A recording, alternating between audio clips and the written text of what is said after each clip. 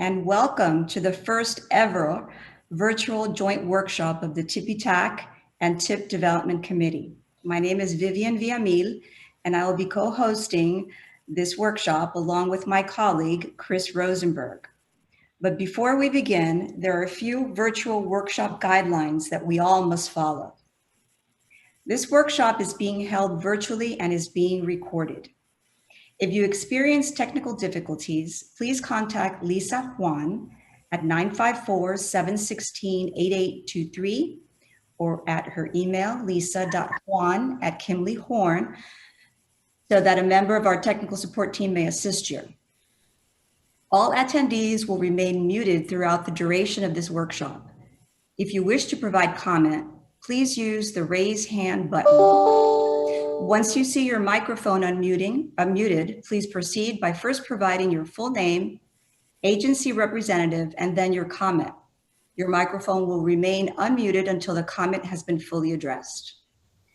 In compliance with all applicable rules and regulations, no actions or motions shall be permitted.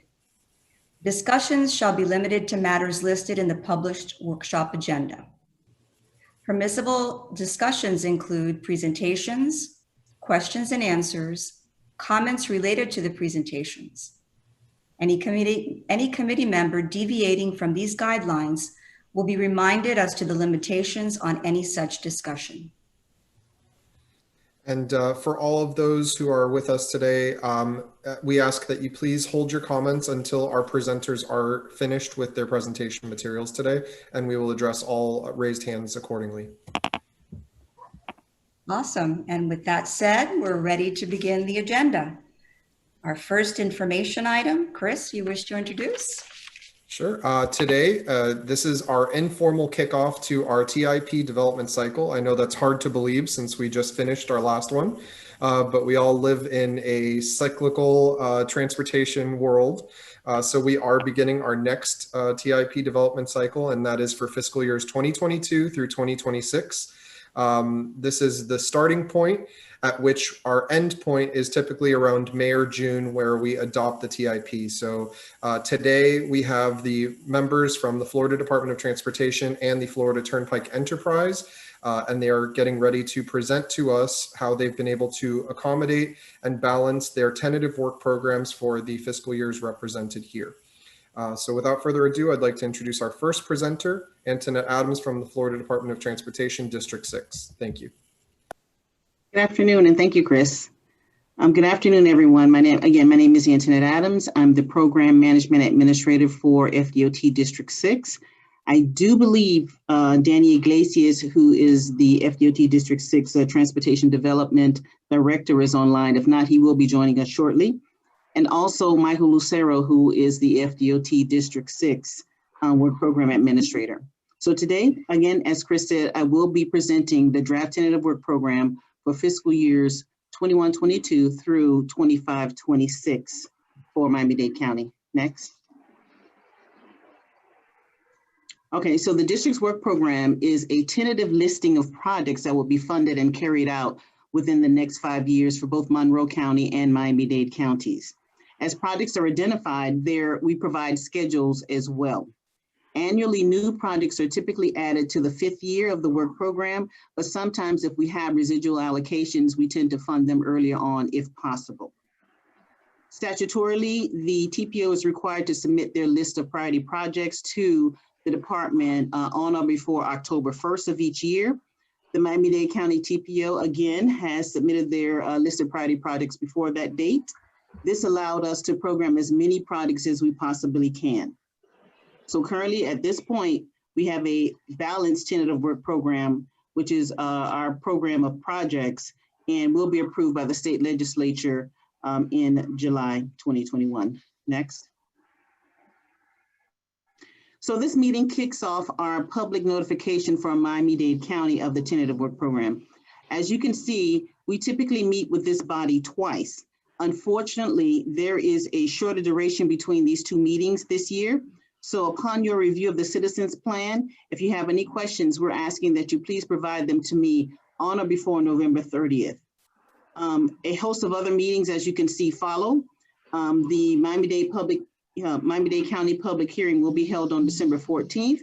Individuals can pre-register if they want to attend in person. And as a reminder, space is limited.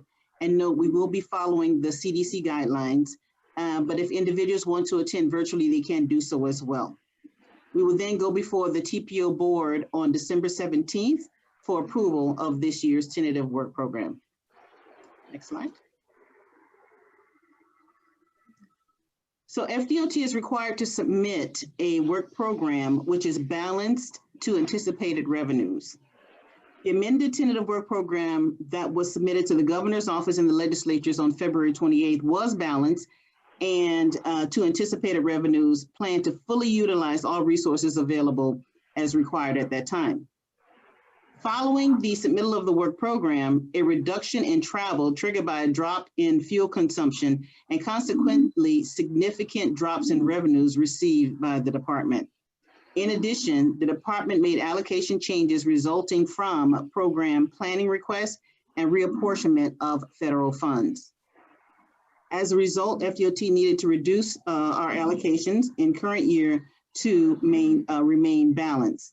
So this slide shows District 6's allocation by fiscal year and by funding, general funding resource. So as you can see, we got hit relatively hard in the first year, a reduction of about actually $75 million, but we did receive some allocation increases, which were for projects that were ongoing to assist in that effort. So the net total is 70 million, almost $71 million we got hit in first year, and subsequently, a little less in years thereafter. There was a little bit of an increase in fiscal year 2022. That's primarily because of land that the department actually sold, and we received the allocations back in that year, as well as reconciliations and additional funds that we received from central office to help fund a couple projects in our work program. But for the most part, the majority of the funds were hit, and you can see they were balanced. They're listed between state and federal funds. Next slide. So as a result, the total tentative work program for District 6 this year is approximately $3.2 billion. So the department allocates its funding through the various categories. As you can see, 66.2%, or a little over 2.1 billion, is allocated towards the product category. And the product category consists of construction, freight logistics and passenger operations, which is your modal type projects, and right-of-way purchase. Also, 14.9% is allocated towards the product category, which is your environmental, PE, right-of-way, and CEI support. 18.9%, or 605 million, is allocated towards the operation and maintenance, and the balance, approximately almost 1%, is allocated toward fixed capital outlay. 0.01%. Next. So the product category is listed next, and as you can see, $2.1 billion is allocated toward this category. If we further dissect this category, you'll see that the majority is allocated towards construction improvements, almost 1.5 billion, or 69%. And then 20.4% of the project is allocated towards freight, logistics, and passenger operations, which exceeds the 15% required by statute. The remaining funds are allocated towards right-of-way and the other category, other meaning those state-funded categories like the SCOT program and the SICP program. Next. This chart shows in the upcoming 5 years of the work program, FDOT plans to deliver approximately $1.5 billion to construction projects that include capacity, safety, bridge, and resurfacing improvements within District 6. And you can see the totals there. Next.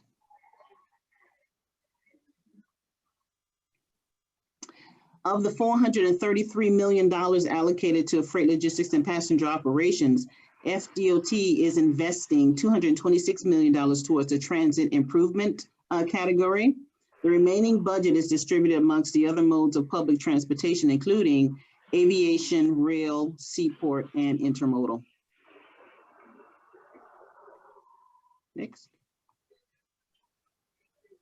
Okay. Due to revenue reductions, we had two major project shifts.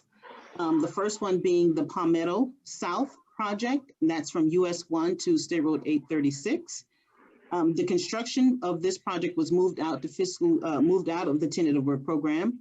We do, however, still have design and right-of-way funded in the tentative work program. We will revisit this project next year, as well as a scaled-down version of the Golden Glades Interchange project, as discussions with FGT have proven favorable. Also, the Okeechobee Road project, this particular project, although this project was deferred, it was deferred to align with segment 3 of the Okeechobee corridor, which is from 87th Avenue to 79th Avenue. These two projects will now be let together, so that's a plus. So the good news is that this corridor, the Okeechobee Road corridor, is fully funded and all of the projects are aligned. So we're very excited about that. That's one under our belt. We hope to move on from this point to other corridors, if you will. Next. So now let's take a look at some of the projects that we were able to fund during this tentative work program cycle. The next few slides are organized to match sort of the TPO list of priority projects. I'm not going to review each and every project. You've been provided a citizens plan and you can review that at your leisure. And again, provide comments to me in the before the next meeting. So the first slide shows that for the most part, we're able to fund the $30 million ask. Each year, the Smart Flex FHWA to FTA, we're able to fund that in fiscal year 2026. Then we were able to add additional funding to the South Corridor projects. We were also able to fund the Dolphin Expressway Transportation Services A and B, as well as the Smart Plan Corridor Regional Project, which is a TRIP project. We're able to fund those as well. Next. Okay. So the BERT networks, the department was able to continue funding of that top one there, which is the Miami-Dade Expressway Palmetto Metro Rail Station, I-75 Miami Gardens Drive. That's a continuing ask. Each year we're able to fund fiscal year 2026. And the next one is the Julia Tuttle Bus on Shoulder. We were able to fund the interim project. As you can see in the notes section, we provided two fast response projects that will get the interim project out there. We're hoping to let those projects this year. We broke them down into the eastbound and the westbound projects, since we do have limitations on the fast response dollars. And the FM number, or the item segment to the left, is actually the ultimate project, the ultimate bus on shoulder project. So we were able to fund that as well. Next. So the next grouping are a listing of our Smart Plan demonstration projects. We funded the majority of these requests, various transit projects funded in multiple cities and towns, such as Coral Gables, Medley, Miami Beach, Opa-locka. So we pretty much spread the wealth, if you will, and funded quite a few of these projects during this tentative work program development cycle. Take a moment to look at that. Next. So Safe Routes to School. This year, the department received approximately $1.4 million from central office to fund the construction of the top two projects, which were Miami Central High School and Miami Northwestern High School. So the construction for those two projects were funded in fiscal years 2026. And the central office also funded the design and construction of Miami South Ridge Senior High School as well. The department has a backlog of Safe Routes to School projects which have design funding and no construction funding. So in an effort to move those backlog projects forward, the department assisted, and we were able to fund the North-Dade Middle School construction, the Georgia Jones Ayers construction. We also funded the Booker T. Washington PE or design phase. And we funded PE for the North Miami Beach and the John F. Kennedy, high school and middle school. So we were able to get quite a few projects are underway as well.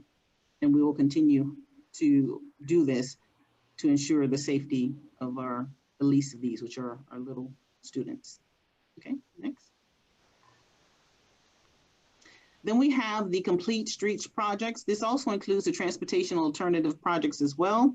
There's a variety of work mixes within this particular grouping, such as push buttons, trails. You can see there's some trails from Miami, Miami Gardens, Miami Shores, pedestrian bridge projects. We have one in South Miami, the Bike Safe program for various pedestrian improvements, bike lanes, ADA ramps, sidewalks, etc.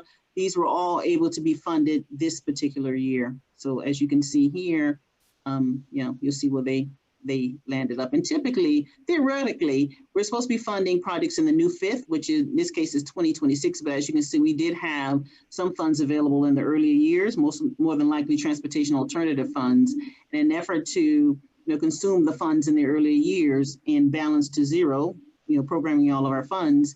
We were able to program projects in fiscal years 22 and 23. Next. Other multimodal projects, you can see here we funded some of the smaller projects as well.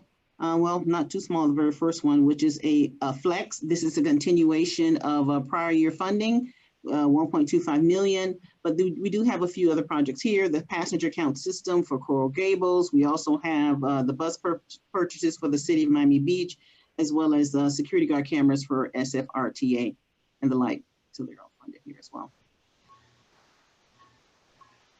Next.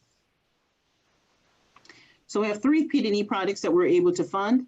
I-195 from 12th Avenue to Alton Road, the 42nd Avenue, 36th Street in Okeechobee, or the Iron Triangle. We're able to fund those as well as the Hialeah Gardens from Northwest 122nd to Northwest 138th Street. They were all funded in fiscal years 2026. Next.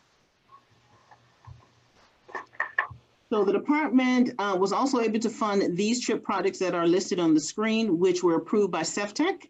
And as you can see, there are quite a few projects, and we will continue this mode of funding TRIP projects as we receive, and receiving approval from CEFTEC. So you can see there's quite a few projects here.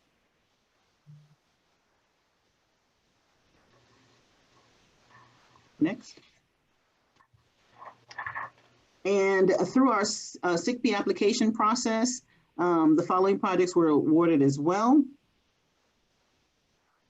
which is a little bit of a smaller pot of money, but nonetheless, very significant. And you can see pretty much what we're able to fund. Okay. So this year was the first time that the TPO prioritized safety projects. In an effort to comply with federal requirements of this program, the department will work with the county to obtain the information that's listed on the screen. Because available safety funds are in the outer years, we will have a little bit of time to work with the county and ensure that everything is fully lined up and fully developed before we program these projects. We hope to get some of these projects programmed next year.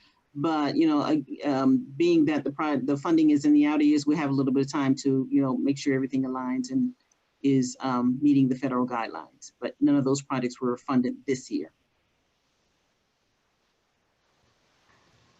Next. So the Citizens Plan. You've been provided an electronic copy of the this year's Citizens Plan, again, for fiscal years 22 through 26. The Citizens Plan is primarily run by program number and FM number. So please, when you get an opportunity, if you can review and provide any comments or questions to me by Monday, November 30th, we would appreciate it. That's when we have our second meeting. So we do realize it's a short time frame. There is a holiday in between, but due to the nature of this year, which is definitely not normal, we didn't have a choice with that being the case. So at this time, I would like to take any questions that you may have. Vivian, I'd just like to take a point of opportunity to thank Antoinette before we do take any questions. I'd like membership to know, as Antoinette made reference to, this was not a normal year, as we're all aware. And Antoinette and her team did an incredible job to put together a balanced work program including the revenue impacts that were a little bit more substantial than even what we had anticipated. As she referenced, not only the state funds were impacted, but the federal funds were also impacted. The District 6 team was able to work a very, very short time frame. They did not receive their fund allocations when they were normally supposed to. So they lost about almost 2 months of time where they would have been able to work through this process. So they moved heaven and earth to get this put together so that it meets all of the statutory requirements. And as you could see in their response to our projects that were on the list of program priorities, at least the TPO, speaking on behalf of the TPO, we were very pleased to see what they've been able to put together for us and for the community. So I'd just like to thank Antoinette and her team for all the hard work that you put in this year. Thank you, Chris. And thank you for the TPO as well, because, you know, we work as partners, and, you know, you guys stepped in there when we needed assistance as well and clarification. You stepped in and you assisted us as well, which enabled us to get to this point. So thank you as well. Questions? Lisa, do we have any raised hands for questions or comments? Not yet. I know it was a lot of information, and you know, we will have the time to review individually. The citizens report that Antoinette did provide is the overall, you know, perspective with all the details. So please do take the time to review that and provide us with your comments. But just on the presentation materials today, if you do have any questions or comments, we'll leave another minute for you to. I know it was a lot of information, so please feel free to raise your hand and we'll address your comment.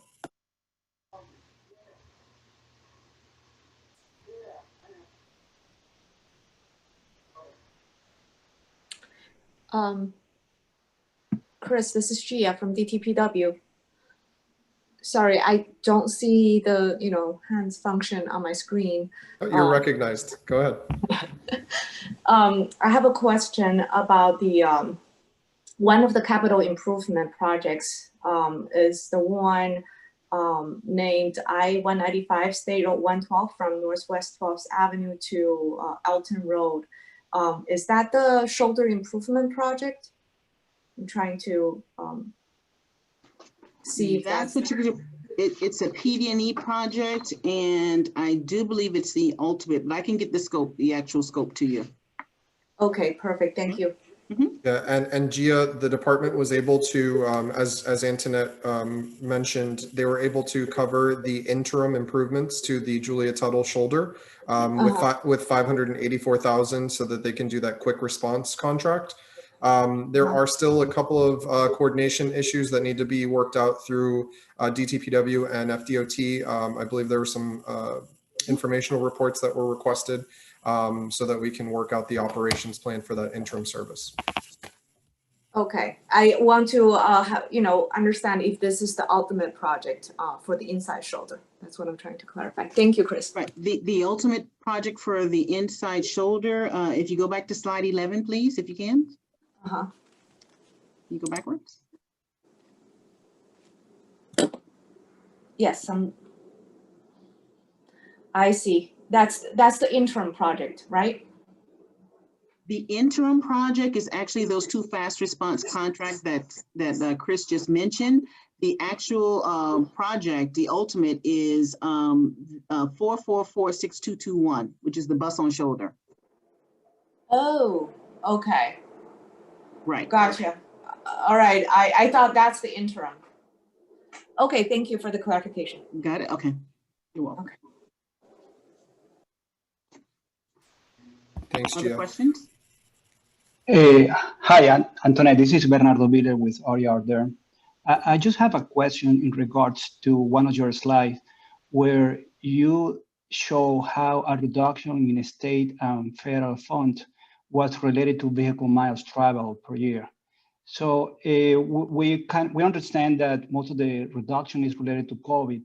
And does the department FDOT foresee any permanent change in the habit from the users in regards to personal vehicle or anything like that? So do you foresee, or the department foresee, that this is going to be a permanent change in the future? Well, as you can see from the allocation slide, we do anticipate that there will be some changes throughout the 5 years of the tentative work program. As you can see, we were reduced in each year. The major year being current year, and typically when we have these allocation reductions, it doesn't affect current year, it affects the next year and out. But for the most part, it affected current year because the slowdown occurred starting last fiscal year, and since we didn't have a way to retroactively, make the changes last year, it hit this year. But as you can see, there is a reduction anticipated for each year. There will be a revenue estimating conference held, I do believe, next month. So we'll see if anything, if the situation is getting better. But, be aware that the department, there are 2 to 3 revenue estimating conferences that happen a year. And for the most part, we take a look at our revenues to see if, they're on par for what we have programmed. If not, then you have this type of reduction. But, who knows what the situation will be next month when the revenue numbers come out again. But, be assured that they are going to be looking at them in December and in the spring as well. So each time they look at them, we adjust our programming. Got it. Thank you.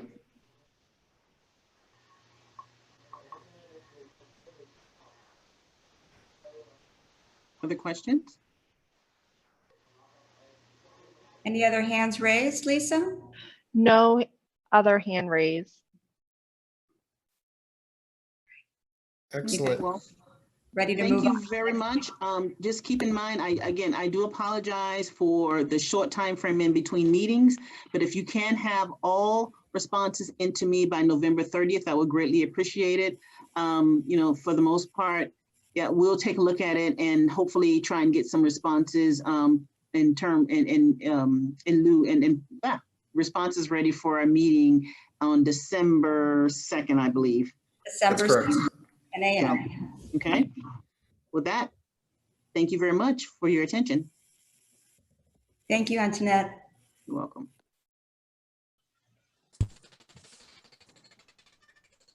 Right, and I believe this one was incorporated in your previous presentation. So That's correct. Yeah, the LOPP was part of the previous presentation. So 2 for 1. 2 for 1. Moving right along then. So now we have the Turnpike's tentative work program. And I believe Victoria Williams is on the line. She's the Turnpike. Correct. Hello, Victoria. That's right, Vivian. Hello. Hello to the committee. We're delighted to be here. I am the TPO liaison from Florida's Turnpike Enterprise. And with me today is our planning manager, Carol Scott, who is online and has shepherded this process through, as the Turnpike would like to show you the results of our 5-year program. This tentative summary of projects.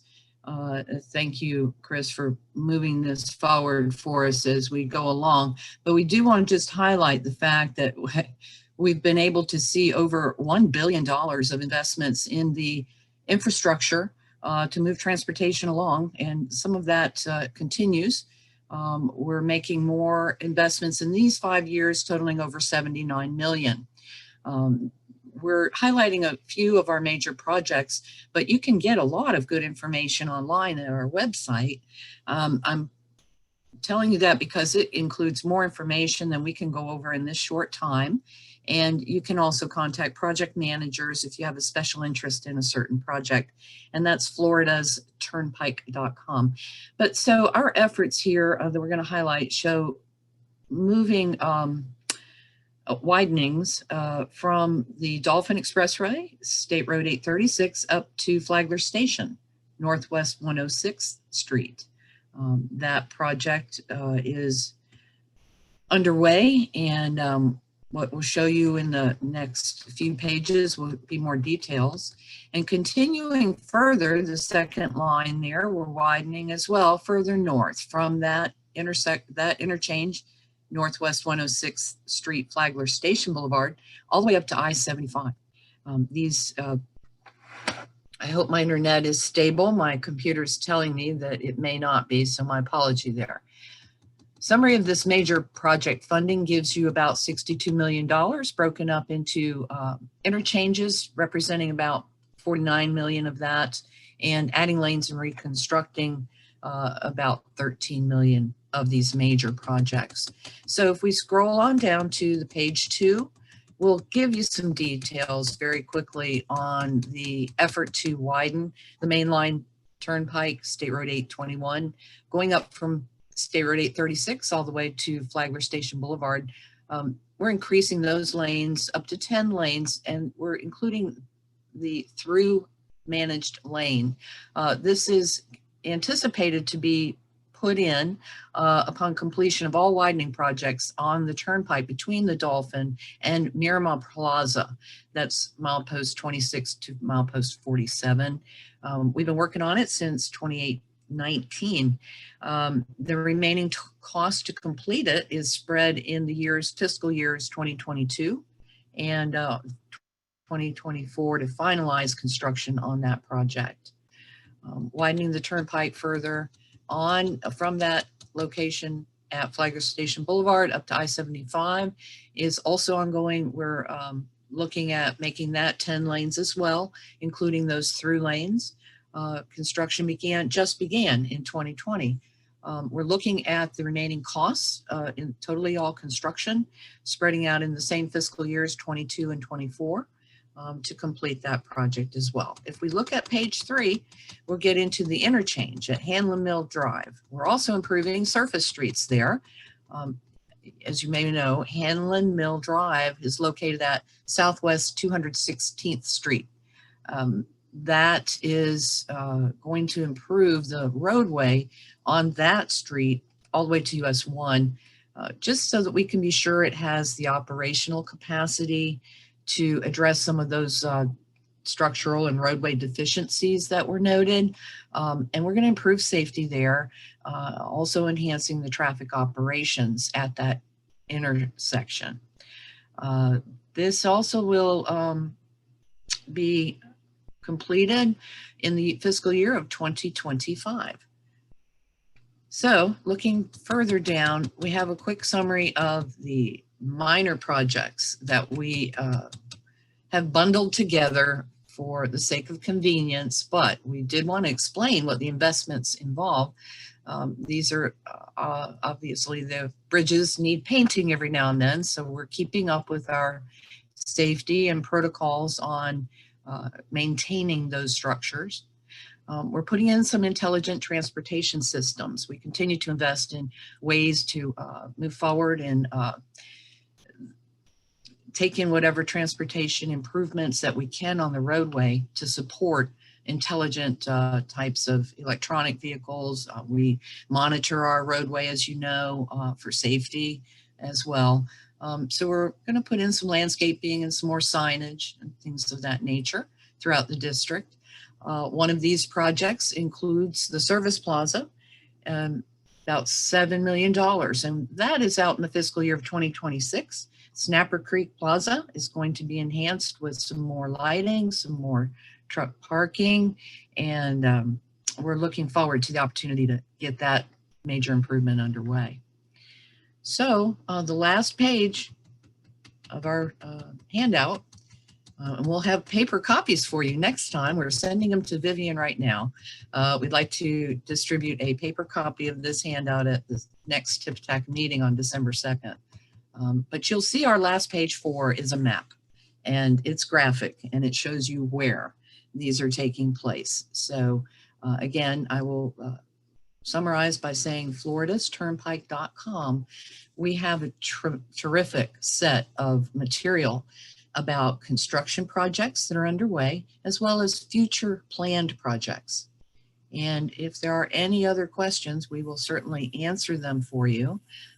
Unfortunately, we may not have a representative physically at your next meeting, but we will take any comments or questions, and we ask for those to be submitted by November 30th so that we can give feedback to those at that meeting, so that you will have the answers to any questions that we may not be able to answer right now.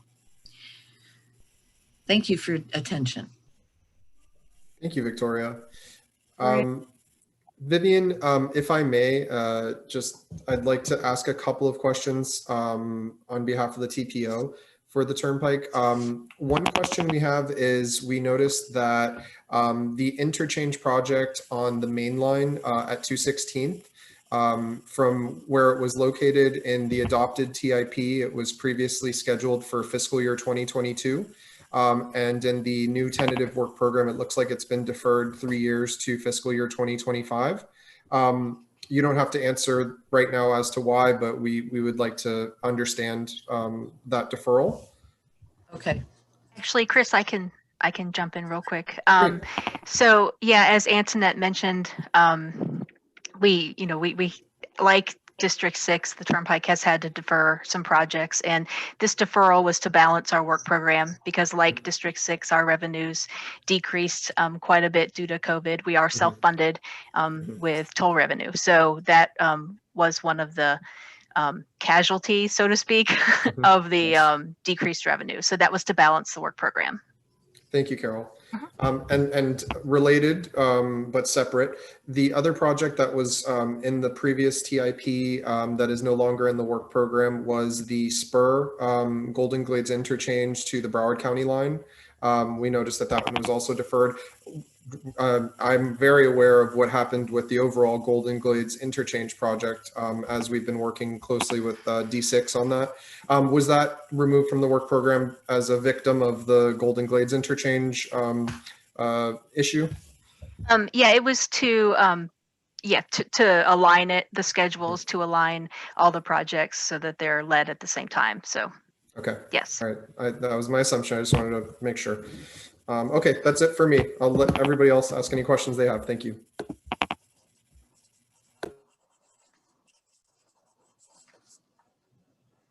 Any other questions? Yes, it seems as though Vinoid has their hand raised. Would you like to unmute?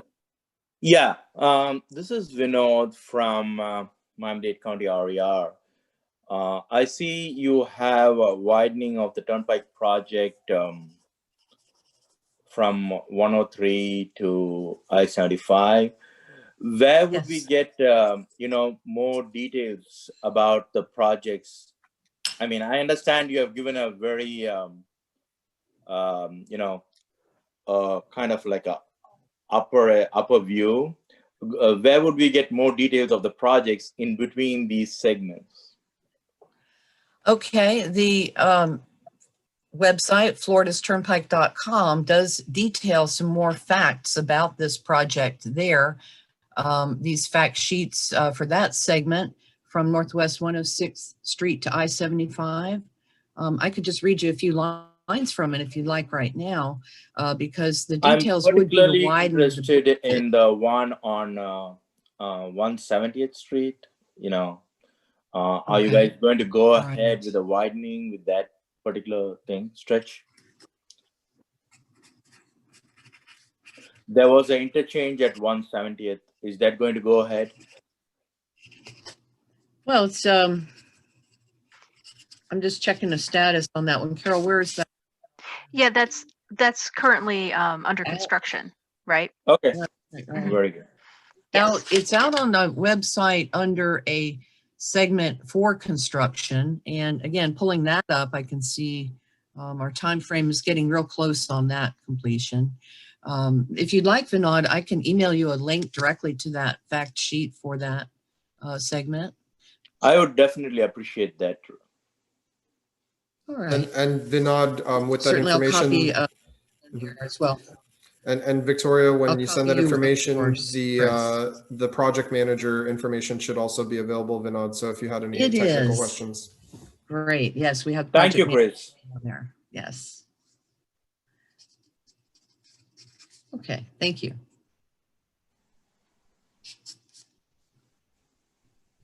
Any other hands raised? Other questions?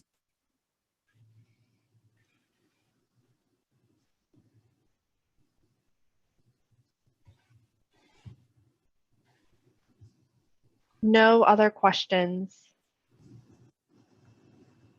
Thank you very much for your time. Thank you, Victoria and Carol. Thank you. Thanks. Lisa, I do see that there is a chat, one from Shireen and one from Antoinette. So I want to make sure everybody's seen that. Yes, this is responding to Gia's question on the Julia Tuttle. So Shireen and Antoinette were kind enough to provide the FM numbers for both the interim and the ultimate project. So thank you. Yes, thank you very much.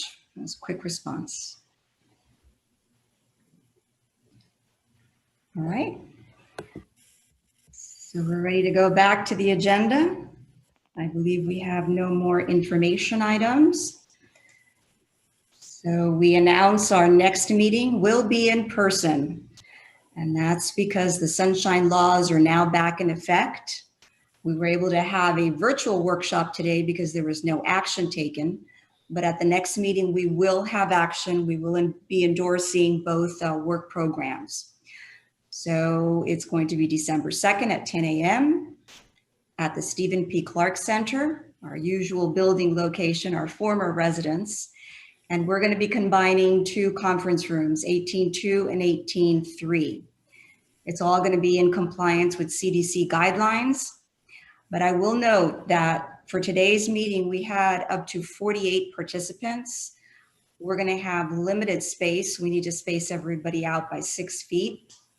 So I ask that all of you that will be attending, that your agency just send one representative. And we're going to have a limited presenters. I think it's just going to be Antoinette for DOT. And again, Victoria did notify that she will not be able to attend that meeting. So we'll be sending out meeting invites, and it'll be very important for all of you to respond whether you will be attending or not, so that we can take your space into consideration. All right. Any other comments, Chris? No, I just wanted to thank you, Vivian and Lisa, for putting this together. Definitely not a normal year, and I think that we're going to be kicking off another successful TIP cycle.